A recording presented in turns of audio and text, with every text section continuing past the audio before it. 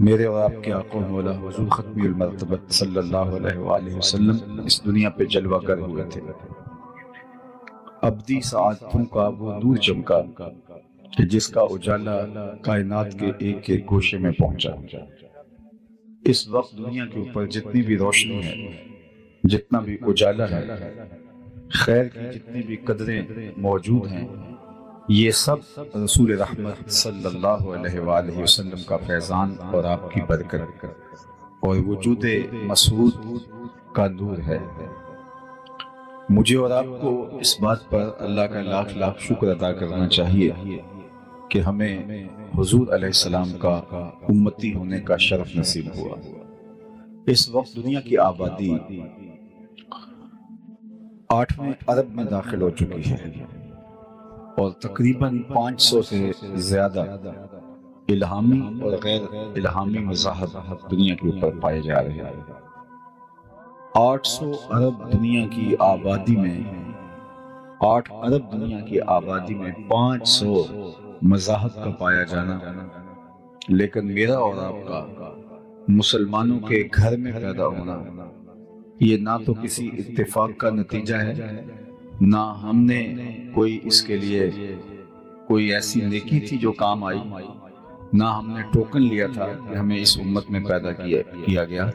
یہ محض اللہ کا فضل ہے کہ اس نے ہمیں حضور کا غلام بنایا۔ جب ہم آغوش مادر میں آئے تو ہمارے والد صاحب مسجد سے مولانا کو بلا لائے۔ جب ہم ماں کی بولی بھی نہیں سمجھتے تھے، جب مادری زبان سے بھی آگاہ نہیں تھے، حرف و صوت کے مفہوم کو بھی نہیں جانتے تھے، تو مؤذن نے آ کر ہمارے کان میں اذان دی، گویا اس بات کی مبارکباد دی تھی کہ مبارک ہو تو حضور کا غلام بن کے آیا ہے۔ شاہوں سے ملا ہے نہ تونگر سے ملا ہے، اللہ کا عرفان اسی در سے ملا ہے۔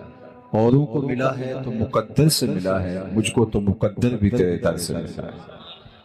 میری خوش قسمتی میں تیرا امتی، یہ میرے بخت ہیں کہ میں حضور کا غلام ٹھہرا، آپ کے بخت ہیں کہ ہم حضور کے غلام ٹھہرے۔ تو جب اتنی بڑی نعمت غیر مترقبہ مجھے اور آپ کو میسر آئی اور اس کا ہم شکریہ ادا کرنے بیٹھیں تو ساری زندگی بھی حق شکر ادا نہیں ہو پائے گا، اس لیے کہ یہ ہماری کوششوں کا نتیجہ نہیں ہے، کسی عمل کا صلہ نہیں ہے اور کسی اتفاق اور حادثے کا سبب بھی نہیں ہے۔ یہ محض اس کی کرم نوازی ہے کہ اس نے ہمیں آقا کریم علیہ السلام کا غلام بنایا اور ایسے ماحول میں پیدا کیا جہاں ہماری مائیں ہمیں حضور کے پیار کی لوریاں دیتی تھی، ہمارا باپ ہمیں حضور کی محبت کے ترانے سناتا تھا، ہماری بہنیں ہمیں حضور کی محبت سکھاتی تھی۔ اسی ماحول میں ہم پروان چڑھے، تو اس پر ہم اس کا شکر بھی بجا لیتے ہیں، اور شکر کی بہترین صورت یہ ہے کہ ہم آقا کریم علیہ السلام کی اطاعت اور فرما برداری بجا لائیں۔ جس مقصد کو لے کر وہ مبعوث ہوئے، اس مقصد کی تکمیل کے لیے، اس مقصد کے فروغ کے لیے، اس مقصد کے لیے ہم اپنے آپ کو لگا دیں اور اپنی تمام تر صلاحیتیں اس کام میں صرف کر دیں کہ اسلام کا غلبہ ہو اور دین کا بول بالا ہو، نفاذ شریعت ہو، اسلام کا پرچم پوری دنیا کے اوپر لہرا جائے۔ یہ طے شدہ حقیقت ہے کہ اسلام نے غالب آنا ہے، مغلوبیت کے لیے نہیں، غلبے کے لیے اسلام اللہ نے دین بھیجا ہے۔ والذی ارسل رسولہ بالہدی ودین الحق لیظہرہ علی الدین کلہ، اللہ نے اسلام کو، دین اسلام کو، رسول رحمت صلی اللہ علیہ وآلہ وسلم کو اس لیے مبعوث فرمایا کہ تمام ادیان پر دین اسلام کا غلبہ ہو، اور وہ انشاءاللہ ہوگا۔ مجھے اور آپ کو اپنے آپ سے سوال کرنا ہے، خود سے پوچھنا ہے کہ اس کام کے لیے، اس مقدس عمل کے لیے ہمارا ہوم ورک کیا ہے اور ہم نے اس کے لیے کیا کیا ہے؟ کیا اسلام کے غلبے کے لیے ہماری کوشش صرف ایک جلسہ ہے، ایک جلسے کی سماعت ہے، ایک جلوس نکال لینا ہے، جھنڈیاں لگا لینا ہے، چراغاں کر لینا ہے، مسلمانوں کے گھر میں پیدا ہو جانا ہے، مسلمانوں والا نام رکھ لینا ہے، یا اس کے لیے ہم نے کچھ اور بھی کر رکھا ہے؟ اگر کیا ہے تو بہت مبارک، اور اگر نہیں کیا تو آج کی مجلس میں ہمیں سوچنا ہوگا کہ اللہ نے اسلام کو تمام دینوں پر غالب کرنے کے لیے بھیجا ہے، اور رسول اللہ صلی اللہ علیہ وسلم تمام ادیان پر اس دین کو غالب کرنے کے لیے مبعوث ہوئے، اور یہ اللہ کا سچا وعدہ ہے، یہ پورا بھی ہو کے رہے گا۔ لیکن سوال یہ ہے کہ اس وعدے کی تکمیل میں ہمارا اپنا حصہ کتنا ہے، وہ میں آپ کا حساب نہیں کرتا، آپ میرا حساب نہ کریں، لیکن ہم اپنا اپنا حساب تو کر سکتے ہیں کہ ہم کہاں کھڑے ہیں، اسلام کے غلبے کے لیے ہمارا کردار کس قدر ہے، کتنا ہے، کس حد تک ہے، زبانی کلامی ہے یا عملی ہے، دیر پا ہے، مؤثر ہے، فعال ہے، یا ہمارا صرف ایک وقتی طور پہ کسی ایسے جلسے میں شامل ہو کے 2 لمحوں کے لیے تفکر کر لینا ہے۔ باقی اللہ کے محبوب نے فرمایا وہ وقت آنے والا ہے جب اللہ اسلام کو غلبہ دے گا، اور ارشاد کیا کہ پتھر، اینٹ اور گارے کا بنا ہوا کوئی گھر، چمڑے اور اون کا بنا ہوا کوئی خیمہ ایسا نہیں بچے گا جس میں کلمۃ الاسلام داخل نہیں ہوگا۔ وہ وقت حضور نے فرمایا آنا ہے پوری دنیا میں، کوئی ایک خیمہ بھی ایسا نہیں ہوگا، چاہے وہ اون کا بنا ہو، چاہے وہ چمڑے کا، پتھر کا گھر بنا ہو یا مٹی گارے کا بنا ہو، اس گھر میں کلمۃ الاسلام ضرور داخل ہوگا۔ گویا اس کا ترجمہ سادے لفظوں میں یوں سمجھ لیں کہ شرق سے لے کر غرب تک، شمال سے لے کر جنوب تک، پوری کائنات میں ایک چھت بھی ایسا نہیں ہوگا جہاں میرے حضور کے نام کا جھنڈا نہیں ہوگا۔ تو وہ وقت بہر صورت آنا ہے، یہ صحیح حدیث ہے جو میں نے آپ کے سامنے رکھی ہے۔ لیکن آج دنیا کے اوپر غلبہ نصارہ کا ہے، آج دنیا کے اوپر غلبہ یہود کا ہے، اور آج ہمارے گھر میں گھس کر کے وہ ہمارے لوگوں کو مار دیتے ہیں اور ہم صرف مذمت کر پاتے ہیں۔ تو کیا ایسے ہی چلتا رہے گا، اور ان لوگوں کے لیے لڑنے کے لیے اللہ تعالیٰ فرشتے نازل کرے گا، یا ہمیں اپنے تن مردہ کے اندر زندگی پیدا کرنی ہوگی، یا ہمیں اپنے آپ کو کھڑا کرنا ہوگا، ہمیں شعوری طور پہ بیدار ہونا ہوگا، ہمیں امت سازی کا عمل کرنا ہوگا، ہمیں اپنی نئی نسل کو اسلام کے غلبے کے لیے تیار کرنا ہوگا، ہمیں مقدرات اسلام کی تعلیم و تربیت کا اہتمام کرنا ہوگا تاکہ وہ ایسی نسل پروان چڑھائیں، ایسی نسل جنم دیں، ایسی نسل کی تربیت کریں جن کے ہاتھ کے اندر اسلام کے غلبے کا جھنڈا ہوگا۔ تو اس کے لیے ہمیں بھرپور کردار ادا کرنا ہوگا، اور اس کے لیے ہمارے پاس وہی نصاب ہے جو اللہ کے رسول ہمیں دے کے گئے ہیں۔ ہمیں 5 گانا سجدے اگر نصیب ہیں اور نمازوں میں خشوع و خضوع میسر ہے تو ہمیں اللہ کا شکر ادا کرنا چاہیے، لیکن اگر ہمیں 5 گانا سجدے بھی میسر نہیں ہیں تو ہمیں سوچنا چاہیے ہم کھڑے کہاں ہیں۔ صحابہ فرماتے ہیں ہم مومن اور کافر میں فرق نماز کو سمجھتے تھے، جو نماز پڑھتا تھا ہم سمجھتے تھے مسلمان ہے تبھی پڑھتا ہے، اور جو نہیں پڑھتا تھا تو ہم کہتے تھے یہ کافر ہے تبھی نہیں پڑھتا۔ مومن اور کافر کے درمیان فرق جو تھا، فرماتے ہیں ہمارے ہاں صرف نماز کا تھا، نماز کی وجہ سے ہم پہچان لیتے تھے یہ مومن ہے یا کافر ہے۔ تو میں اور آپ آج دیکھیں کہ کیا مجھے اور آپ کو اللہ نے 5 گانا سجدوں کی توفیق سے مالا مال کیا ہے یا نہیں کیا۔ اگر ہمیں مالا مال کیا ہے تو پھر اگلا مرحلہ یہ ہے کہ نمازوں کے اندر خشوع، دل سوزی اور محبت، للہیت، اور اس کے اندر مکمل طور پہ خضوع ہمیں میسر ہے یا نہیں ہے، یا کہ ہم صرف وہ ایک رسم نماز ادا کر رہے ہیں، نماز کی حقیقت بھی ہمیں حاصل ہو پا رہی ہے یا نہیں پا رہی۔ اور اللہ نے مذمت کی ہے نمازیوں جو نماز تو پڑھتے ہیں لیکن ان کی نماز سوائے دکھاوے کی ٹکروں کے اور کچھ نہیں ہوتا۔ فویل للمصلین الذین هم عن صلاتهم ساہون، سو خرابی ہے نمازیوں کی، ان نمازیوں کے لیے جو اپنی نماز میں صرف دکھاوا کرتے ہیں، اور ان کی حالت یہ ہے کہ نماز کا جو لازمی نتیجہ ہے وہ انہیں حاصل نہیں ہو پاتا۔ نماز کیا کرتی ہے؟ بے حیائی سے روکتی ہے، نماز کیا کرتی ہے؟ فحشاء سے روکتی ہے، نماز کیا کرتی ہے؟ احساس پیدا کرتی ہے، نماز کیا پیدا کرتی ہے؟ نظم و ضبط زندگی میں پیدا کرتی ہے، نظام۔ آپ کو نماز ایک باوقار، حساس، صالح، پاکیزہ مسلمان بناتی ہے۔ یہ نماز کا صلہ ہے، یہ نماز کا ثمرہ ہے، یہ نماز کا نتیجہ ہے۔ اور اگر ہمیں نماز کے نتیجے میں پاکیزگی نہیں ملتی، عفت قلب و نگاہ نصیب نہیں ہوتی، ہمارے اندر احساس ذمہ داری نہیں آتا، ہمارے اندر نظم و ضبط پیدا نہیں ہوتا، تو پھر ہمیں رک کے سوچنا پڑے گا کہ نتیجہ تو 100% نماز کا یہی آنے کا ہے جو قرآن نے بتایا ہے، لیکن ہمارے اندر اگر پیدا نہیں ہو رہا تو کہیں کوئی سکم ہے، کوئی مسئلہ ہے۔ تو نئے سرے سے اپنی نمازوں کا ہمیں جائزہ لینا ہوگا، اور 5 گانا سجدوں کے ذریعے سے ہمیں ایک صالح، پاکیزہ اور ایک حساس مسلمان کی صورت کے اندر اپنے آپ کو آگے لے کر بڑھنا ہوگا، اور پھر اس نظم کے اندر لوگوں کو شامل کر کے ایک صالح معاشرت کی تشکیل دینے کی ہمیں کوشش کرنی ہوگی۔ اس کے بعد مجھے اور آپ کو ہمارے مالک نے، ہمارے رب نے جن صالح اقدار کا اور جن اخلاقیات کا حامل دیکھنا چاہا ہے، ہم اپنے اندر اس کا جائزہ لیں۔ میں آپ کے سامنے ایک حدیث عرض کرنا چاہتا ہوں۔ اللہ کے محبوب ایک دن وضو فرمانے لگے، اور صحابہ وضو کے پانی کو زمین پر نہیں گرنے دینے۔ کائنات میں کوئی ایسا عاشق نہیں دیکھا ہوگا جیسے عاشق صحابہ ہیں۔ حافظ شیرازی نے اپنے محبوب سے کہا تھا کہ جیسا عاشق میں ہوں ایسا زمانے میں کوئی نہیں، اور پھر کہا اس لیے کہ تیرے جیسا سونا بھی تو کوئی نہیں، کیونکہ عشق کے اندر جو گرمی آتی ہے، عشق کے اندر جو حرارت آتی ہے، وہ حسن کی فراوانی سے آتی ہے۔ حسن جتنا زیادہ ہوگا، عشق میں توانائی، طاقت، زور بھی اتنا ہی۔ تو کائنات کے اندر اگر صحابہ جیسے کوئی عاشق زمانے نے نہیں دیکھے تو حضور جیسا کوئی سونا بھی تو نہیں۔ اللہ نے وہ حسن دیا، لکھاں آئے لوگ زمانے تے، محبوب خدا جیا کوئی نہیں، لکھاں سونے بن بن بندے نے اودی خاکے پا جیا کوئی نہیں۔ وہ حسن دیا، وہ جمال دیا، قل قمر لیلۃ البدر لم ارا قبلہ ولا بعدہ مثلہ۔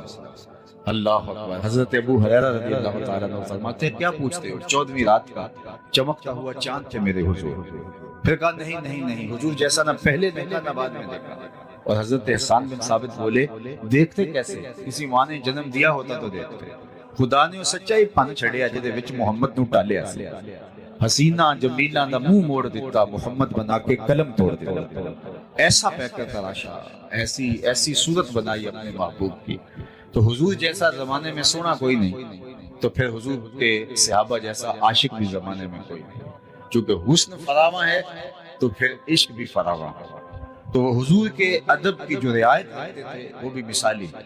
حضور کے وضو کے پانی کو زمین پر نہیں گرنے دیتے، وہ کسی کے ہاتھوں پہ آتا ہے وہ اپنے چہرے پہ مل لیتا ہے، اور جسے وہ پانی میسر نہیں آتا وہ کسی کے گیلے ہاتھوں سے ہاتھ رگڑ کے اپنے چہرے پہ مل لیتا ہے۔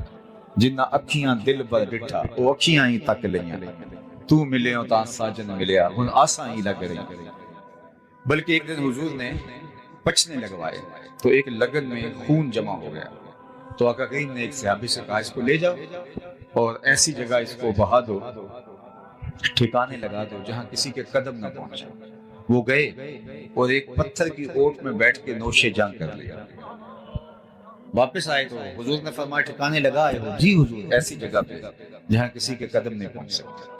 تو حضور مسکرائے اور فرمایا لعلک شربت، شاید تم نے پی لیا ہے۔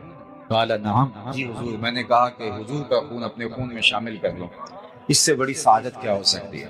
تو آقا کریم نے فرمایا یا غلام قد حررت نفسک من النار، اے بیٹے تو نے اپنے آپ کو آتش دوزخ سے بچا لیا ہے کہ تیرے خون میں میرا خون شامل ہو گیا ہے۔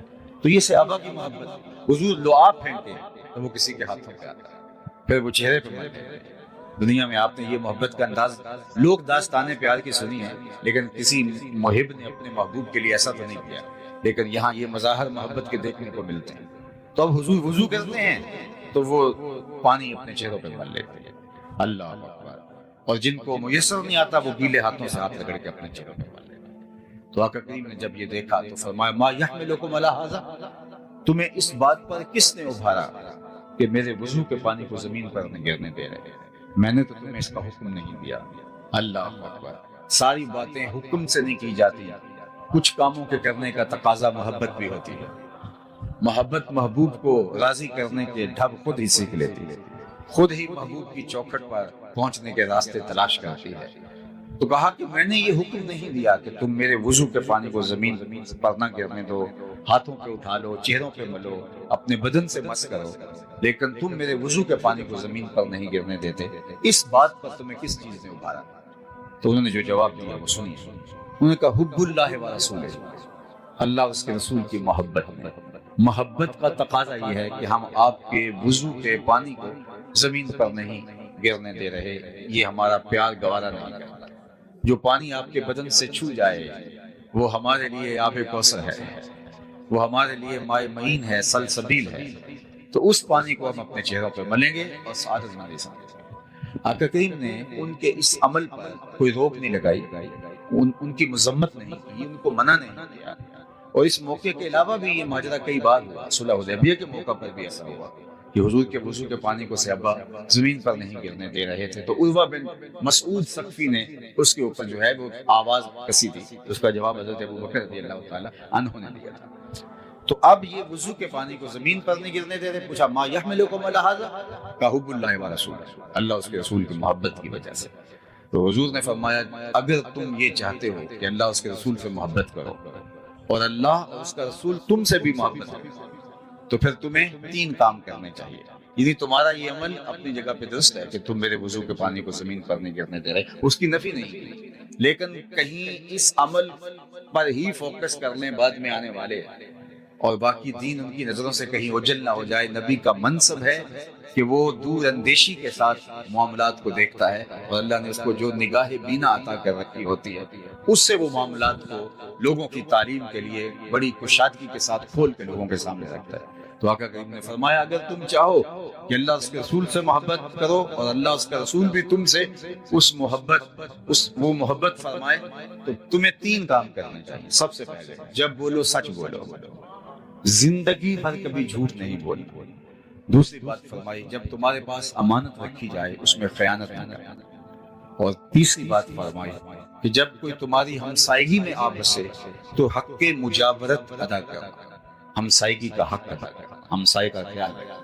تمہارا یہ عمل مبارک ہے، لیکن یہ 3 عمل تم سے زندگی بھر چھوٹنے نہ پائے. جب بھی بولو سچ بولو.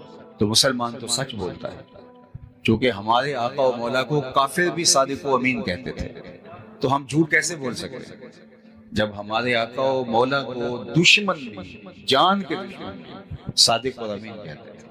اور جس دن حضور کو معاذ اللہ شہید کرنے کے ارادے سے حضور کے گھر کا محاصرہ کافروں نے کیا ہوا تھا، اس دن بھی ان کی امانتیں حضور کے گھر میں پڑی تھی.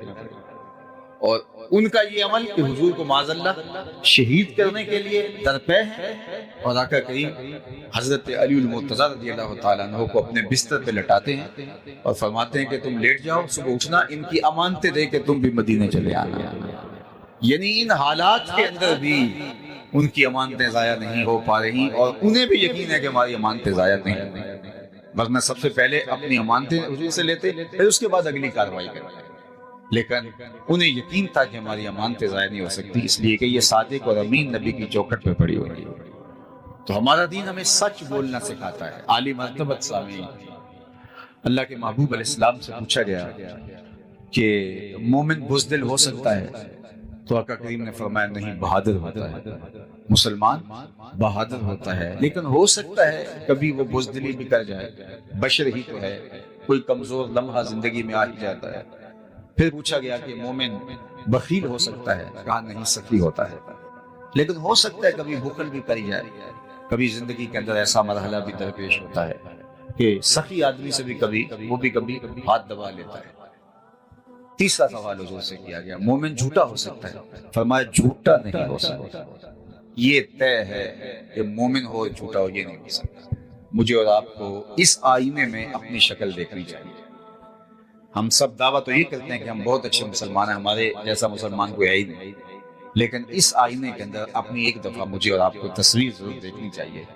ہماری زندگی سچائی سے جڑی ہے یا جھوٹ اور مکر و فریب سے جڑی ہے؟ تو مومن جھوٹا نہیں ہوتا، مومن سچ کا عادی ہوتا ہے اور سچائی کے ساتھ جڑا ہوا ہے، اور سچ بولنے والا ایک مطمئن زندگی گزارتا ہے. جھوٹ بول کے آپ کسی کو دھوکہ دینے میں کامیاب بھی ہو جائیں اور اس سے جو مقصد حاصل کرنا چاہے وہ کر بھی لیں، پھر بھی اطمینان قلب حاصل نہیں ہوگا. سچ بول کے آپ نقصان بھی اٹھا لیں پھر بھی آپ کو طمانینت قلب بھی نصیب ہوگی۔ الصدق طمانینہ والکذب ریبہ، سچ طمانینت قلب کا سبب ہے، اور جھوٹ جو ہے وہ ایک بے چینی ہے، اضطراب ہے، انسان کی ٹینشن ختم نہیں ہوتی۔ جھوٹا آدمی کروڑوں میں کھیلتا ہو، ہر طرح کی آسودگیاں میسر ہوں، کاروبار بھی اچھا ہو، معاشرے کے اندر بھی اچھی پہچان ہو، لیکن اس کے اندر کی بے چینی، اضطراب ختم نہیں ہوتا۔ اور جو سچا آدمی ہوتا ہے، چاہے غریب ہو، معاشرے میں اسے کوئی جانتا نہ ہو، اس کے پاس پھوٹی کوڑی بھی نہ ہو، لیکن اندر چین اور سکون اور قرار کی جو دولت ہوتی ہے وہ وہی جانتا ہے۔ تو اس لیے ہمارے دین نے ہمیں سچ بولنے کی تلقین فرمائی۔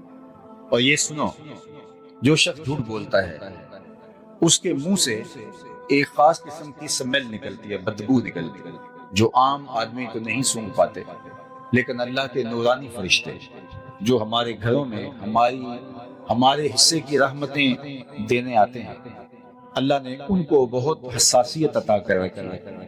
وہ بدبو کی وجہ سے حدیث پاک میں آتا ہے 1 میل پیچھے ہٹ جاتے ہیں۔ ہمارے حصے کی جو رحمت دینے آئے تھے، رحمت کا پارسل اٹھائے ہوئے ڈلیوری دینے آئے تھے ہمارے گھر میں رحمت کی، تو وہ بدبو کی وجہ سے، جو جھوٹ کی وجہ سے پھیلتا ہے، اس کی عفونت کی وجہ سے وہ 1 میل پیچھے ہٹ جاتا ہے۔ اب جس گھر میں باپ بھی جھوٹ بولے، ماں بھی جھوٹ بولے، بھائی بھی جھوٹ بولے، بیٹیاں بھی جھوٹ بولیں، بہویں بھی جھوٹ بولیں، صبح بھی جھوٹ، دوپہر کو بھی جھوٹ، رات کو بھی جھوٹ، تو اس گھر سے تو بدبو کے ببھوکے اٹھ رہے ہوں گے۔ تو فرشتے تو کئی میل دور پیچھے کھڑے ہیں، ان کی رحمت کا پارسل لیے ہوئے، ان کے حصے کا جو ان کے گھر دینا تھا، اور وہ باہر کھڑے ہیں، اور ہم جھوٹ پہ جھوٹ بولتے ہیں۔ عفونت اتنی پھیل گئی ہے کہ وہ فرشتے شہر سے باہر کھڑے ہیں اور اندر آ نہیں پا رہے ہمارے جھوٹ کی وجہ سے۔ اور ہمارے ہاں بے قراری ہے، بے سکونی ہے، جھوٹ کی نحوست ہے، سچائی ہے نہیں جس کی وجہ سے وہ رحمتیں وصول ہوں۔ تو ہم اس کو پہلے تو برداشت کرتے رہتے ہیں، پھر ہم کہتے ہیں کسی نے تعویذ ڈال دی ہے، کسی نے جادو کر دیا، کسی نے ٹونا کر دیا، کسی نے کچھ کر دیا، پھر بھاگتے ہیں عاملوں کے پاس۔ عامل صاحب تو بیٹھے اسی کام کے لیے ہیں۔ اگر وہ کہیں کہ میاں تمہارے گھر میں سچائی ہوگی، 5 وقت مصلی بچھے گا، رزق حلال کماؤ گے تو گھر میں برکت ہوگی، وہ تو یہ کہنے سے رہا، چونکہ اس کے پاس تو گاہک آیا تھا، تو وہ کہے گا تم ویلے پر آگے ہو، اگر نہ آتے تو یہ تعویذ چل جانے۔ اب اتنے منگل، اتنے بدھ، اتنے اتوار آپ کو یہاں حاضری کرنی ہوگی، اور پھر وہ ایسا شخص جس کو وضو کا طریقہ بھی بعض اوقات نہیں آتا ہوتا، ان کے ڈیرے آباد ہو جاتے ہیں جھوٹوں کی وجہ سے۔ یہ گھر میں قرار نہیں ہے، گھر میں سکون نہیں ہے، آپس میں افراد لڑ رہے ہیں، کسی نے کچھ کر دیا ہے، آتا ہوا پتہ چلتا ہے، جاتا ہوا پتہ ہی نہیں چلتا۔ تو میاں وہ نحوست ہے جھوٹ کی، وہ بے برکتی ہے جھوٹ کی، اس کی وجہ سے تمہارا گھر جو ہے وہ زحمتوں کا مرکز بنا ہوا ہے۔ اس لیے کہ فرشتے رحمتیں لیے شہر سے باہر کھڑے ہیں، ان کو راستہ دیجئے تاکہ وہ رحمتیں لے کے آئیں اور تمہارے گھر کے اندر خوشیاں، خوشحالیاں، سرشاریاں، برکتیں اور رحمتیں نازل ہوں۔ تو جھوٹ کی وجہ سے ہمارا پورا معاشرہ ڈسٹرب ہو گیا، اور نیچے سے لے کر اوپر تک، درجہ چہارم کے ملازم سے لے کر کے 22ویں گریڈ کے آفیسر تک، ایک عام شہری سے لے کر کے آیان سلطنت تک، سب جھوٹ بول رہے ہیں، اور جھوٹ سے ہی کائنات کو چلانے کی کوشش کر رہے ہیں، اور دنستے چلے جاتے ہیں مصیبتوں میں، مشقتوں میں، بے چینیوں میں، اضطراب میں۔ اور ہمارا تاجر بولتا ہے جناب اگر جھوٹ نہ بولیں تو سودا نہیں بکتا۔ تو میں کہتا ہوں جاپان والے پوری دنیا میں بیچ رہے ہیں اور لوگ ہاتھوں ہاتھ لیتے ہیں، تو اگر جھوٹ سے سودا جو ہے بغیر بکتا نہ ہو، وہ تو جھوٹ سے آشنا ہی نہیں ہے قوم۔ جاپان دنیا کے اوپر اسی معمولہ ہستی پہ بسنے والی ایک قوم ہے، جن کی ماں نے، جن کے باپ نے، جن کے بڑوں نے اپنی اولاد کو جھوٹ سے آشنا ہی نہیں ہونے دی، انہیں پتہ ہی نہیں جھوٹ بھی کچھ ہوتا ہے، اور دنیا کے اوپر ان کا اعتبار قائم ہے۔ اور ہم جھوٹ کیسے بول سکتے ہیں؟ ان کا تو کوئی دین نہیں ہے، یا دین ہے بھی تو ان کی تعلیمات کس طرح کی ہوں گی؟ ہمارے تو دین نے ہمیں بتایا کہ تم سچ بولو گے، اور ہمارے نبی کو دنیا صادق و امین کہتی تھی، تو ہم کس طرح جھوٹ بول سکتے ہیں؟ تو سب سے پہلی بات جو ہم نے میلاد کی مجلس سے سیکھنی ہے نماز کے بعد، وہ یہ ہے کہ ہمیں زندگی بھر سچ بولنا ہوگا اور کبھی بھی جھوٹ کے قریب نہیں جانا ہوگا۔ دوسری بات ارشاد فرمائی کہ اے صحابہ تم کبھی بھی امانت میں خیانت نہیں کرو گے۔ اگر تم چاہتے ہو کہ اللہ اس کے رسول سے محبت کرو اور اللہ اس کا رسول تم سے محبت کرو تو کبھی بھی تم امانت میں خیانت نہیں کرو۔ اللہ اکبر۔ اب ذرا دیکھیے، ہم تو کسی کا قرض لے لیں کسی سے تو ہم آرزو کرتے ہیں وہ فوت ہی ہو جائے۔ قرض لے کے ہم مار کے بیٹھ جاتے ہیں۔ ضرورت تھی اس وقت منتیں اور ترلے کر کے ہم اس سے قرض لے لیا، پھر بعد میں ہم اس کا فون بھی نہیں اٹھاتے، اور وہ ہم سے قرض لینا چاہے تو اس کو دلائل دینے پڑتے ہیں کہ مجھے بڑی ضرورت پڑ گئی ہے اس لیے میں تجھ سے جو ہے وہ قرض واپس مانگ رہا ہوں۔ اور ہم کتنوں کے قرض دبا کے بیٹھ جاتے ہیں، زمینیں دبا کے بیٹھ جاتے ہیں، دیوار رکھتے ہوئے ہم سائے کے 2 انچ دبا کے ہم سمجھتے ہیں کہ ہم نے کو بہت تیر مار لیا۔ امانت میں خیانت، ہمارا دین تو اتنا حساس ہے، ہمیں فرمایا گیا کہ جب کوئی تم سے بات کر رہا ہو اور بات کرتے کرتے وہ دائیں بائیں دیکھے تو اس کا مطلب ہے وہ اس بات سے ڈر رہا ہے کہ کوئی اور نہ سن رہا ہو، تو فرمایا وہ بات بھی تمہارے پاس امانت ہوگی۔ یعنی اگر تم سے کوئی بات کرتے کرتے ہولے ہولے بولے یا دائیں بائیں دیکھے تو وہ بات بھی امانت ہوگی، چہ جائے کہ کسی سے لیا ہوا اس کو ہڑپ کر جائے۔ اور جس نے کسی کی 1 انچ بھی زمین دبائی، کل قیامت کے دن 7 زمینوں کا توق بنا کے اس کے گلے میں ڈال دیا جائے۔ یہ کوئی آسان نہیں ہے کہ ٹھیک ہے آج چلتی ہے تو چلا لو، آج تھانے کچہریاں اس میں میرا سکہ چلتا ہے تو میں جو مرضی کروں، آج کر لیں جو۔ اس لیے اللہ نے ایک عدالت رکھی ہوئی ہے، ایک دن ایک بڑی عدالت لگنے والی ہے۔ یہاں سول کورٹ میں مکر فریب سے جیت جاتے ہیں تو آپ کا مخالف جو ہے وہ چلا جاتا ہے، جو ہے وہ سیشن کورٹ میں وہاں جیت جاتے ہیں، ہائی کورٹ میں اور سپریم کورٹ تک بھی اگر کوئی جیت جاتا ہے تو چلو دنیا میں جیت جاتا ہے، مکر و فریب سے، رشوت سے، اصل و رسوخ سے، سفارش سے۔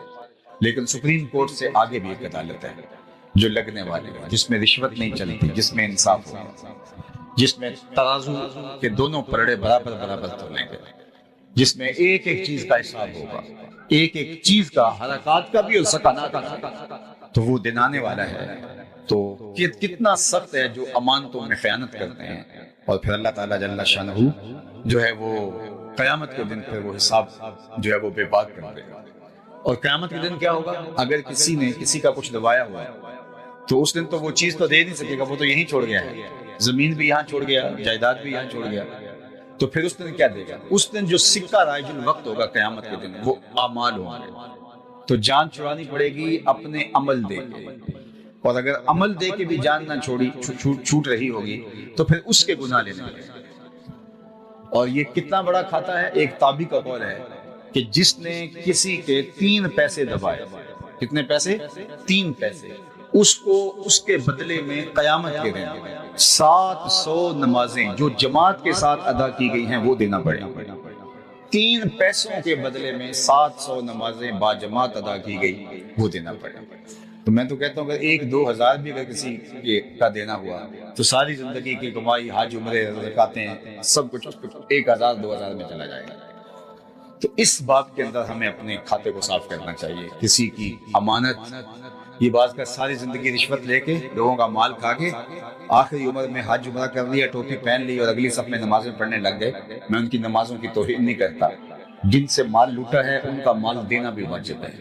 اس حج سے، اس عمرے سے وہ حقوق العباد جو ہیں ان کی تلافی نہیں ہوگی، وہ تلافی کرنی پڑے گی اور وہ دینا پڑے گا ان کا مال۔ تیسری بات اللہ کے محبوب نے ارشاد فرمائی صحابہ کو، وہ یہ تھی کہ تمہاری ہمسائیگی میں اگر کوئی آ بسے تو تم نے حق مجاورت ادا کرنا ہے، ہمسائے کے حق کو ادا کرنا ہے۔ اللہ کے محبوب فرماتے ہیں مجھے ہمسایوں کے حقوق کے حوالے سے اس قدر تاکیدات کی گئیں کہ مجھے لگا کہ ہمسایہ کہیں وراثت میں حقدار نہ ٹھہرا دیا، اور قیامت کے دن جو اللہ کے سامنے سب سے پہلا شخص کسی کی شکایت لے کے حاضر ہوگا وہ ہمسایہ ہوگا۔ سب سے پہلا شخص ہمسایہ ہوگا جو قیامت کے دن کہے گا کہ مالک اس نے مجھے تنگ کیا، اس نے مجھے اذیت پہنچائی۔ تو ہمسایہ ماں جایا ہوتا ہے، یعنی اس کی مثل اور اس کی ہمسائیگی کا حق، مجاورت کا حق ہمیں ادا کرنے کی تلقین کی گئی ہے۔ اور ہمسایہ صرف وہ نہیں ہوتا جس کی دیوار ہماری دیوار کے سامنے ہو، ساتھ لگتی ہو، یا جس کا دروازہ ہمارے دروازے کے سامنے ہو۔ 40 گھروں تک ہمسائیگی ہوتی ہے، اور اگر ہم صرف ہمسائیگی کا خیال رکھنا شروع کر دیں تو معاشرے کے دکھ مٹ سکتے ہیں۔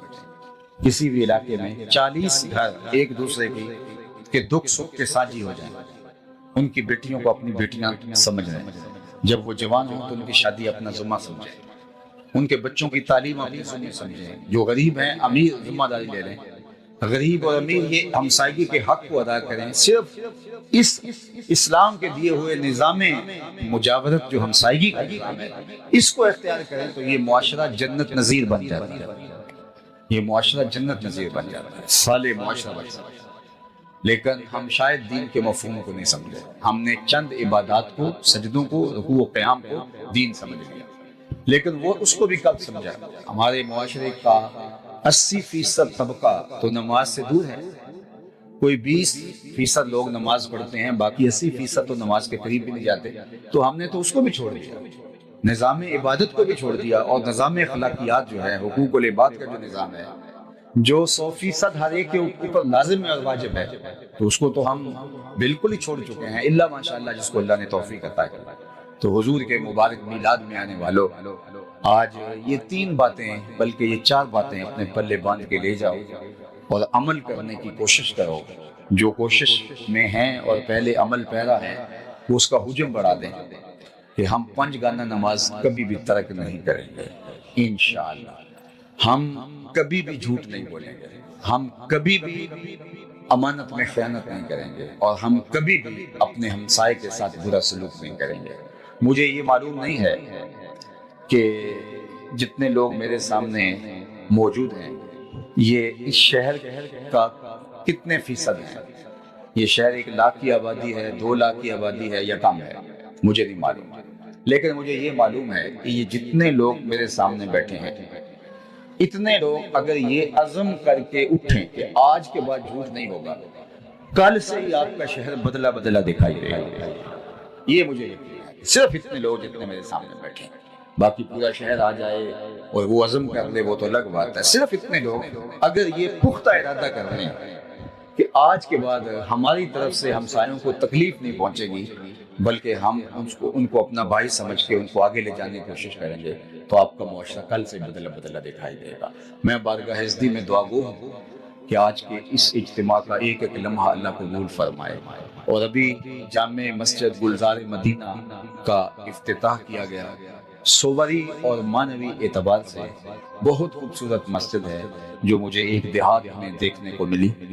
اللہ کی بارگاہ میں دعا ہے ہمارے ان دوستوں کے لیے جنہوں نے اس مسجد کی تعمیر کا بیڑا اٹھایا اور پھر اس کو تکمیل کی منزل تک پہنچایا، اللہ اس کے بدلے میں ان کو بہتر اجر عطا فرمائے۔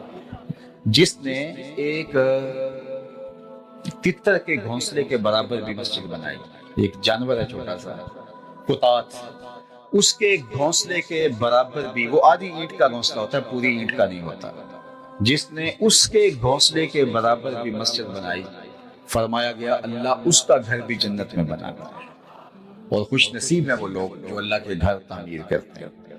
صاحب روح البیان علامہ اسماعیل حقی نے لکھا ہے کہ جب کعبۃ اللہ کی تعمیر مکمل ہو گئی تو حضرت ابراہیم اور حضرت عیسیٰ یہ معماران حرم ہیں، تو بارگاہ عزتی میں عرض گزار ہوئے مالک تعمیر کے دوران جو سنگ ریزے، پتھروں کے ٹکڑے، جو چھوٹا چھوٹا میٹیریل، ریت کے ذرے، یہ اتنا کچھ جو ہے وہ بچ گیا ہے، اس کا کیا کریں؟ یہ کعبۃ اللہ کی دیواروں سے دوران تعمیر یہ اتنا میٹیریل جمع ہوا ہے، اس کو دریا میں، سمندر میں بہا دیں، دفن کر دیں، پہاڑوں پہ پھیلا دیں، کیا کریں؟ تو حکم ہوا اس کو تم ایک جگہ مطاف میں جمع کر دو، اس کا انتظام ہم خود کرتے ہیں۔ تو وہ سارا میٹیریل، جس میں چھوٹے چھوٹے پتھر کے ٹکڑے تھے، ریت کے ذرے تھے، سنگ ریزے تھے، میٹیریل تھا، وہ سارا بکھرا ہوا جمع کر کے مطاف میں ڈھیر لگا دیا گیا۔ تو جبریل امین حاضر خدمت ہوا اور اپنا نورانی پر بچھایا اور یہ سارا میٹیریل ان کے پر پہ ڈال دیا گیا۔ پھر وہ اس میٹیریل کو لے کے اڑے، جب افق کے برابر ہوئے تو انہوں نے اپنے پر کو جھٹک دیا، تو وہ سارے ذرے، ریت کے، سنگ ریزے، پتھر کے چھوٹے چھوٹے ٹکڑے اور کنکر پوری دنیا کے اوپر بکھر گئے۔ کہتے ہیں جہاں جہاں کوئی پتھر کا ٹکڑا یا ریت کا ذرہ گرا تھا وہاں وہاں مسجد بنے، اور یہاں بھی کوئی چھوٹا سا سنگ ریزہ گرا تھا، اور آج یہاں خوبصورت مسجد منصہ شہود پہ آئی ہے۔ اللہ اس مسجد کو نمازیوں سمیت آباد رکھے، پورے علاقے کے لیے رشد و ہدایت کا مرکز اور ذریعہ بنائے، اور آپ لوگ جس شوق کے ساتھ تشریف لائے بہتر جزا اجر عطا فرمائے۔ ادارۃ المصطفیٰ حلقہ عبدالحکیم کے جملہ دوستوں کو اللہ بہتر صلہ اجر جزا دے۔ وآخر رب رب ہو کہ اس پہ ناز کرے۔ اب وہ عمل کیا تھا؟ صحابہ مل بیٹھ کر حضور کے آنے پر اللہ کا شکر ادا کر رہا ہے، اور اللہ اس پہ فخر و مباحات فرما رہا ہے، اللہ اس پہ ناز فرما رہا ہے۔ اللہ کی رحمتوں سے کوئی بعید نہیں کہ آج کی یہ نورانی مجلس بھی قبول کر لی جائے، اور اللہ فرشتوں سے فرمائے دیکھو صدیاں بیت گئی، 1500 برس کا عرصہ گزر گیا، اور یہ آج بھی بیٹھ کے اس نعمت کا شکرانہ ادا کر رہے ہیں۔ باقی جہاں تک حضور کی صورت میں اللہ کی عطا کے شکرانے کا حق ہے، تو ساری زندگی بھی حضور کا میلاد مناتے رہیں، حق کے شکر ادا نہ ہو۔ ہمارے بدن پہ اتنے بال نہیں ہیں جتنے رسول اللہ کے احسانات ہیں۔ ہمارا ایک ایک عضو بدن قرض رسالت میں جکڑا ہوا ہے، تو یہ ہماری خوش بختی ہے کہ ہمیں حضور نصیب ہوئے۔ آج دنیا کی آبادی 8 کروڑ کے 8 ارب کے قریب ہو گئی۔ 8 ارب کو دنیا کی آبادی چھو رہی ہے، اور دنیا کے اوپر الہامی اور غیر الہامی مذاہب، ان کی تعداد اگر آپ دیکھیں تو 500 سے متجاوز ہے۔ 500 سے زیادہ مذہب دنیا کے مختلف خطوں میں پائے جاتے ہیں، اور 8 ارب دنیا کی آبادی ہو گئی۔ میں اور آپ مسلمانوں کے گھر میں پیدا ہوئے تو یہ اتفاق نہیں تھا، یہ ہماری کسی محنت کا ثمرہ نہیں تھا، ہم نے کوئی ٹوکن نہیں دیا تھا کہ نتیجتاً ہمیں مسلمانوں کے گھر میں پیدا کیا گیا۔ یہ محض اللہ کا کرم ہے کہ حضور کا غلام بنایا گیا۔ ساری زندگی اس کا شکرانہ ادا کرتے رہے، حق کے شکر ادا کرو۔ میری خوش قسمتی میں تیرا امتی، یہ میرے مقدر، یہ آپ کے مقدر، بری نازم کے ہستم امتے تو گناہ گارم و لیکن خوش نصیب۔ یہ میری اور آپ کی فیروز بختی ہے کہ ہمیں حضور کا غلام بنایا گیا ہے۔ جب ہم لفظوں سے شناخت نہیں رکھتے تھے، لہجوں کی پہچان نہیں تھی، ماں کی بولی بھی نہیں جانتے تھے، ہمارے کان میں عربی کی اذان دلوائی گئی، جب ہم اپنی مادری زبان بھی نہیں جانتے تھے، تو گویا یہ ہمیں مبارکباد پیش کی گئی، مبارک ہو تم حضور کے غلام بن کے آئے۔ شاہوں سے ملا ہے نہ تونگر سے ملا ہے، اللہ کا عرفان اسی گھر سے ملا ہے، اوروں کو ملا ہے تو مقدر سے ملا ہے، مجھ کو تو مقدر بھی تیرے در سے۔ تو یہ ہمارے وقت کے ہمیں حضور کی غلامی کا اعزاز نصیب ہوا، یہ ہمارے لیے اعزاز ہے، ورنہ لوگوں نے تمنائیں کی، آرزویں کی۔ کتب میں 12 نبیوں کی تمناؤں کا ذکر ہے جنہوں نے حضور کی امت میں ہونے کی تمنا کی۔ ہر نبی حضرت سیدنا علی المرتضیٰ رضی اللہ تعالیٰ عنہ، مولا کائنات، مولا کل جہاں، فرماتے ہیں کہ ہر نبی نے، ہر پیغمبر نے اپنی امت کو حضور علیہ السلام کے بارے میں بتایا کہ وہ آنے والے ہیں۔ ہر پیغمبر نے حضور علیہ السلام کی نشانیاں بتائیں اپنی امت کو۔ اللہ، کوئی کہہ رہا ہے ربنا وابعث فیہم رسولا، مالک آنکھیں بوڑھی ہو گئی ہیں، کب آئے گا، انتظار کر رہا ہے۔ کوئی کہہ رہا ہے لیسا بفظ ولا بغلظ، وہ ترش مزاج نہیں ہوگا، وہ سخت لہجہ نہیں رکھنے والا ہوگا، بس وہ آیا چاہ رہا ہے۔ حضرت عیسیٰ نے تو نام تک بتا دیا، مبشرا برسول یاتی من بعد اسمہ احمد، لوگوں میں نام بھی بتاتا ہوں، اس کا نام احمد ہوگا۔ ایک ہواری کھڑا ہو گیا، حضرت جس کے قصیدے آپ بھی پڑھ رہے ہیں، کیا آپ سے بھی افضل ہوگا؟ تو حضرت عیسیٰ نے کیا جواب دیا؟ فرمایا افضل ہونے کی بات پوچھتے ہو، وہ تو اتنی عظمتوں کا حامل ہے، اگر اس کے نالین کے تسمے کھولنے کی سعادت ابن مریم کو مل جائے تو یہ بھی مقدر کی بات ہے، یہ بھی بخت کی بات ہے کہ اس کے نالین کے تسمے کھولنے کی سعادت پاؤں۔ وہ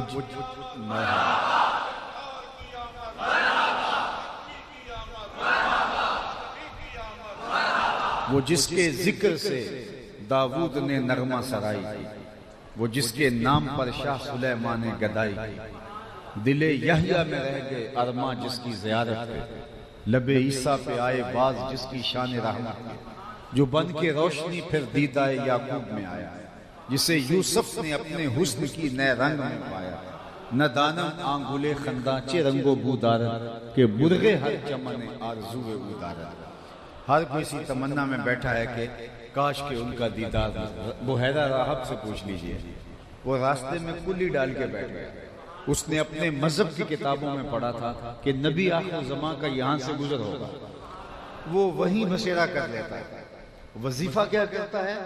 روزانہ صبح کو مکان کی چھت پہ چڑھ جاتا ہے اور حجاز سے آنے والے قافلوں کی راہیں تکتا رہتا ہے، شام کو اترتا ہے، صبح پھر چڑھ جاتا ہے۔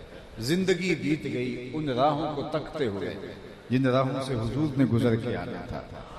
شب ہجر کی سختیاں کوئی اس سے جا کے پوچھے، شب ہجر کی سختیاں کوئی اس سے جا کے پوچھے، تیری راہ تکتے تکتے جسے صبح ہو گئی ہے۔ زندگی بیت گئی، پھر ایک دن مقدر جاگتے ہیں اور حجاز کی جانب سے جو قافلہ آ رہا ہے اس نے کیا دیکھا کہ درخت بھی سجدہ ریز ہو رہے، تو جلدی سے آج نیچے اتر آتا ہے اور اپنے ماننے والوں کو کہتا ہے اس آنے والے قافلے کا کھانا تیار کر دیں۔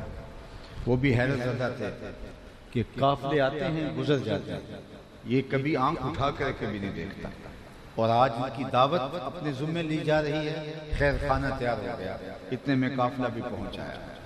قافلے والوں کو کہا کہ آج تمہارا کھانا ہمارے ہاں ہے۔ اللہ کے محبوب علیہ السلام کی عمر مبارک 12 برس تھی، حضور کو اونٹوں کی رکھوالی پر چھوڑ کر خود کھانا کھانے آ گئے، اور وہ مجمع میں ڈھونڈتا پھرتا ہے جس طرح کسی کی تلاش ہو، اور پھر پوچھتا ہے کہ کوئی تمہارا شخص رہ تو نہیں گیا؟ تو کہا 12 سال کا ایک بچہ ہے، اس کو ہم اپنے سامان کے پاس چھوڑائیں۔ تو اس نے پھر جو کہا، میرے والد گرامی رحمۃ اللہ تعالی علیہ یہاں اپنے لہجے میں اس کا ترجمہ کیا کرتے تھے کہ بحیرہ راہب نے کہا کیسی بارات ہے جو دولہے کو چھوڑ آئی ہے؟ تم تو پہلے بھی گزرتے تھے، تمہیں کون پوچھتا تھا؟ آج تمہیں جو کھانا دیا جا رہا ہے، باراتیوں دولہا لے کر آؤ پھر تمہیں کھانا ملے۔ اور جب حضور کو لایا گیا تو حضور کا ہاتھ پکڑ کے کہتا ہے ھذا سید العالمین، یہ تمام جہانوں کا سردار ہے۔ اللہ اس کو اللہ رحمت بنا کے مبعوث فرمائے۔ نستورہ وہاں شام میں بیٹھا ہوا اور وہ حضور کی راہیں تک رہا۔ حضرت سلمان فارسی کی کہانی سن، صحابہ میں سب سے زیادہ لمبی عمر حضرت سلمان فارسی نے پائی، ایک روایت کے مطابق 350 سال، لیکن جو کم سے کم کی روایت ہے وہ 250 برس ہے۔ ایک مجوسی کے بیٹے تھے اور ایران کے رہنے والے تھے، فارس کے رہنے والے تھے، اور اپنے باغوں میں سیر کے لیے جایا کرتے تھے۔ راستے میں ایک فقیر کا کٹیا تھا اور وہ نصرانی تھا، راہب تھا، تو ان کا وہاں ٹھہرنا رکنا معمول بن گیا۔ اس کی باتوں میں انہیں خوشبو لگی تو رکنے لگے، تو باپ کو پتہ چلا تو اس نے کہا ہم مجوسی ہوتے ہیں، ہم ان کے پاس نہیں رک سکتے۔ باپ نے منع کیا لیکن سلمان فارسی نہ رکے تو باپ نے گھر سے نکال دیا۔ یہ بھی حق کی تلاش اور حق کی طلب میں سرگرداں تھے تو یہ شہر چھوڑ کے چلے گئے۔ ایک پادری ملا، اس کی صحبت میں رہنے لگے اور اس کی باتوں میں انہیں بہت خوشبو آئی اور ایک عمر گزار دی اس کی خدمت میں۔ ایک دن اس نے تنہائی میں بلایا اور بلا کے کہا کہ تو نے میری بہت خدمت کی ہے، میرا وقت آخر آ گیا ہے، میری تدفین کے بعد تو غموریہ چلے جا، وہاں کا جو راہب ہے وہ خدا رسیدہ ہے، تمہیں کوئی خیر مل جائے گا۔ کہتے ہیں وہ انتقال کر گیا، میں نے تدفین کی اور غموریہ کا راستہ لیا، جس نشانی کا اس نے پادری مجھے بتایا تھا وہ مل گیا۔ واقعی اس کی صحبت میں مجھے بہت خیر ملی اور میں نے بہت کچھ سیکھا اور ایک عمر گزار دی اس کی صحبت میں۔ ایک دن اس نے مجھے تنہائی میں بلایا اور بلا کے کہنے لگا کہ میرا وقت آخر آ گیا ہے اور اب کوئی ایسا شخص نہیں ہے جس کی طرف میں تجھے بھیج سکوں، عیسائیت کی بساط سکڑ گئی ہے، نبی آخر الزمان کا ظہور ہونے والا ہے، اور میری تدفین کے بعد اگر تو یثرب چلا جائے تو وہ ان کی ہجرت گاہ ہوگا۔ کہتے ہیں میں نے اس کو کہا کہ پہلے میں گھر سے نکالا گیا، پھر اس پادری کے پاس رہا، پھر عمر تمہارے پاس گزاری، اب مجھے یثرب بھیج رہے ہو، تو کوئی ایسا شخص نہ ہو جو دعویٰ کرے اور میں جو ہے اس کو قبول کر لوں اور میری زندگی برباد ہو جائے۔ مجھے پھر کوئی پکی نشانیاں بتاؤ تاکہ میں اس نبی آخر زمان تک پہنچ جاؤں۔ تو اس پادری نے جو غموریہ میں تھا سلمان فارسی کو 3 نشانیاں بتائیں، کہ ایک تو وہ صدقہ نہیں لے گا، دوسرا ہدیہ رد نہیں کرے گا، تیسرا اس کے 2 کندھوں کے درمیان مہر نبوت ہو۔ کہتا ہے میں نے اچھے سے نشانیاں یاد کر دیں اور وہ انتقال کر گیا، اس کی میں نے تدفین کی، رختے سفر باندھا اور یثرب کی جانب عازم سفر ہوا۔ مجھے ایک قافلہ ملا جو یثرب جا رہا تھا، میں نے ان کو کہا کہ میرے ارادے بھی ادھر کے ہیں تو مجھے ساتھ لے لو۔ انہوں نے مجھے ساتھ لے لیا، لیکن میرے اوپر زیادتی یہ کی کہ مجھے اپنا غلام بنا لیا، لیکن مہربانی کی کہ بیچا جا کے مدینے میں۔ ایک یہودی نے مجھے خرید لیا تھا اور میں اس کے باغ کو گوڈی کرتا، اس کے کھیتوں کی دیکھ بھال کرتا اور اس دن کے انتظار میں لیل و نہار کاٹ رہا تھا جس دن حضور تشریف لائے۔ اللہ اکبر۔ کہتے ہیں وقت گزرتا چلا جا رہا تھا، وہ لمحے نہیں آ رہے۔ ایک دن میں کھجوریں توڑ رہا تھا کہ فضاؤں میں خوشبو پھیل جاتی ہے، ہر سمت سے طالعاً بدر علینا کی صدائیں گونجنے لگتی ہیں۔ میں بے تابی سے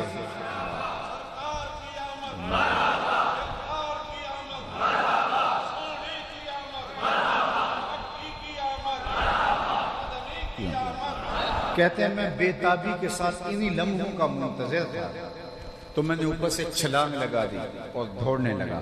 میرا آقا سمجھا کہ غلام بھاگ گیا تو اس نے دوڑ کے مجھے پکڑ لیا، تو میں نے اس کو کہا میں بھاگا نہیں ہوں، یہ جسم تیرا ہی غلام ہے لیکن دل نوکر کسی اور کا ہے۔ میں صدقے کی کچھ کھجوریں اپنے ساتھ لے لی تھی، جا کے حضور کو پیش کی، تو آقا کریم نے فرمایا ہم پیغمبر صدقہ نہیں لیتے۔ کہا کہ حضور کا چہرہ بھی بتا رہا تھا کہ یہ وہی ہے، اور ایک نشانی بھی پوری ہو گئی، لیکن میں بھی در بدری کی خاک چھانی تھی، میں بھی چاہتا تھا نشانیاں پوری ہو ہی لیں تو پھر مانوں گا۔ پھر کچھ دن ڈال کے پھر گیا اور میں ہدیے کی نیت سے کھجوریں اٹھائیں اور جا کے پیش کی۔ فرمایا ہاں ہم ہدیہ قبول کر لیتے ہیں۔ کہا تیسری نشانی اس کو دیکھنے کا موقع نہیں مل رہا تھا کہ 2 کندھوں کے درمیان مہر نبوت ہے۔ میں بہت آنا جانا رکھا لیکن اس کا موقع دستیاب نہیں ہوا۔ ایک دن حضور چلتے چلتے میرے باغ کی طرف آ نکلے اور آقا کریم نے قمیض اتاری ہوئی تھی اور اپنے کندھے کے اوپر چادر یوں رکھی ہوئی تھی اور ہوا چل رہی تھی اور میں پیچھے پیچھے ہوتا تھا۔ میری آرزو یہ تھی کوئی ہوا کا تیز جھونکا آئے اور چادر ہٹ جائے اور میں مہر نبوت دیکھ لوں۔ حضور میرے ارادہ قلب سے آگاہ ہوئے، فَأَلْقَى إِلَيَّ رِدَاءَهُ، حضور نے چادر اتار کے میری جانب پھینکی اور پھر کمر کو خم دے کے میری جانب کرتے ہوئے فرمایا انظر الی ما امرت بہ، اس پادری نے جو بتایا تھا دیکھ لے۔ کہا میں نے دیکھا حضور کے دونوں کندھوں کے درمیان مہر نبوت، پھر لبوں پہ کلمے جاری ہو گئے۔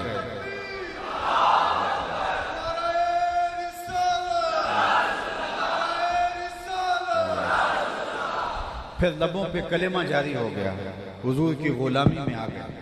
اللہ اکبر۔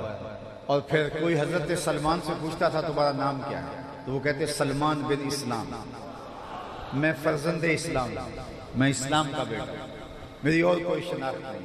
پھر ایک دن حضور نے ایسے ہاتھ پھیلائے، میں لوگوں سن لو سلمان منا اہل البیت، سلمان آج کے بعد میرے اہل بیت میں شامل ہے۔ عزتیں دی، لوگوں نے عمریں کاٹ دی حضور کے انتظار میں، عمریں کاٹ دی، زمانے لد گئے، راہوں کو تکتے رہے، ہم نے تو کوئی انتظار نہیں کیا، ہم نے تو کوئی مشقت نہیں کاٹی، ہم نے تو رت جگہ نہیں کاٹا، ہم نے کوئی انتظار کی گھات نہیں لگائی، ہم سوئے تھے مقدر جاگ اٹھے، ہمارے والد مسجد سے مولانا کو بلا لائے، انہوں نے کان میں آ کے اذان دی، گویا مبارک تھی، مبارک ہو تو حضور کا نوکر بن کے آ رہا ہے۔ محمد جانے جانا ہے پیغمبر ہو تو ایسا ہو، محمد جانے جانا ہے پیغمبر ہو تو ایسا ہو، رسولوں کی بشارت سے مبشر ہو تو ایسا ہو، امر توقیر کا سب کو موقر ہو تو ایسا ہو، کیا ہم کو غلام ان کا مقدر ہو تو ایسا ہو۔ یہ میری اور آپ کی خوش بختی، یا نبی یہ میری اور آپ کی فیروز بختی ہے کہ ہمیں حضور کی غلامی کا شرف اور اعزاز نصیب ہوا۔ عالی مرتبت سامعین، یہ وہ اعزاز ہے جس کے لیے میں نے عرض کیا 12 نبیوں نے آرزویں کی۔ ابن اساکر نے طویل حدیث روایت کی کہ حضرت موسیٰ پر جب الواح تورات کا نزول ہوا تو انہوں نے اس کا مطالعہ کیا تو اللہ کی بارگاہ میں 9 سوال کیے، اللہم انی اجد فی الالواح امتا ہم السابقون الاولون فاجعلها امتی قال تلک امت احمد۔ مالک میں نے الواح تورات میں ایک ایسی امت کا تذکرہ پڑھا ہے جو آئے گی تو بعد میں، لیکن شرف و عظمت کے اعتبار سے پہلے نمبر پہ ہو، بعد میں آنا ان کے شرف میں کمی کا باعث نہیں ہو۔ کبھی آپ نے یہ فوجیوں کو ٹریننگ دیتے ہوئے دیکھا ہو تو وہ ان کا جو کمانڈر ہوتا ہے وہ لیفٹ رائٹ کروا رہا ہوتا ہے، پھر جب دوبارہ بارکوں میں بلانا ہوتا ہے تو وہ کہتا ہے اباؤٹ ٹرن، تو وہ چکر کاٹ کے نہیں آتے، انہی قدموں پہ پھر جاتے ہیں۔ تو جو سب سے پیچھے والا ہوتا ہے جب واپس آ رہے ہوتے ہیں تو سب سے آگے والا ہو جاتا ہے۔ اللہ نے جب امتوں کو بھیجا تو سب سے آخر میں امت مصطفیہ علی صاحب الصلوات کو بھیجا، اور جب جنت کے دروازے کھول کے ٹرن اباؤٹ کہے گا سب سے آگے امت مصطفیٰ فاجعلھا امتی، اللہ وہ امت میری امت کر دے، قال تلک امت احمد، کہا یہ تو میرے پیارے احمد کی امت۔ پھر کہا اللہم زندہ باد،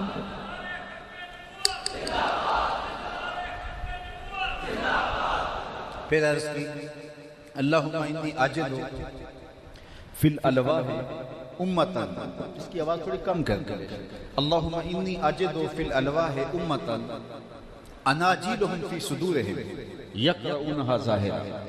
مالک میں نے ایک ایسی امت کا تذکرہ پڑھا ہے جن کی انجیلیں ان کے سینوں کے اندر ہوں،